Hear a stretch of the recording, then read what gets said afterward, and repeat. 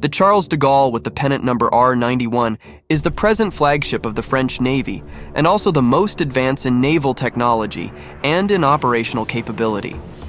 Entering service in 2001, she became the first nuclear-powered aircraft carrier outside of the United States Navy, symbolic of France's determination to maintain an excellent maritime presence. Development of the Charles de Gaulle started in the 1970s for a replacement for the French aircraft carrier fleet, then aged, reaching a total of 2 ships, the Clemenceau and the Foch. Construction was plagued by budget overruns, political arguments, and naming debates, originally being designated to be named Richelieu, eventually carrying the name in honor of General Charles de Gaulle. Laid down in 1989 and launched in 1994, she was the largest warship built by Western Europe at the time of her commissioning.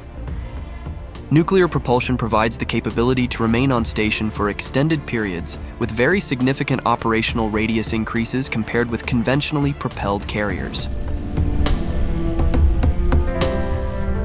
Since being commissioned, Charles de Gaulle has taken part in several military operations worldwide. It greatly supported the U.S. forces during Operation Enduring Freedom in Afghanistan and has taken part in anti-ISIS operations in Iraq and Syria.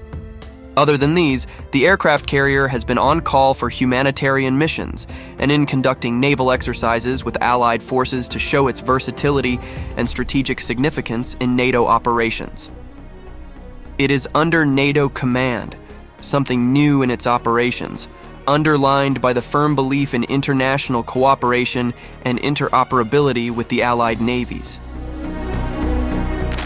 Measuring a displacement of some 42,000 tons and a length of 261.5 meters, it is designed to operate up to 40 aircraft, from the advanced Dassault Rafale M fighter aircraft to the E-2C Hawkeye early warning aircraft. The aircraft is designed with the Catabar system, complete with twin-steam catapults for launching planes, hence very flexible in operations in various combat environments. But the Charles de Gaulle is not without its problems.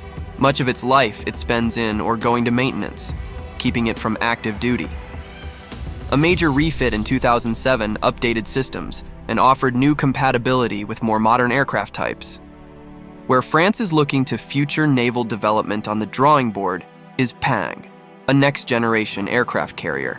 The Charles de Gaulle is all but an indispensable ingredient in French capabilities for the projection of power by sea, continuing a long heritage of French naval history with the modern demands of war. Hence, the idea here replaces the aging Charles de Gaulle with technologically modern Pang in order to modernize French naval capabilities to be competitive among most of the globe's strongest navies, despite the economic challenges that are ongoing. In other words, the Pang should symbolize a milestone in modernizing France's naval technological developments, strengthening power projection capabilities, and reinforcing strategic influences globally.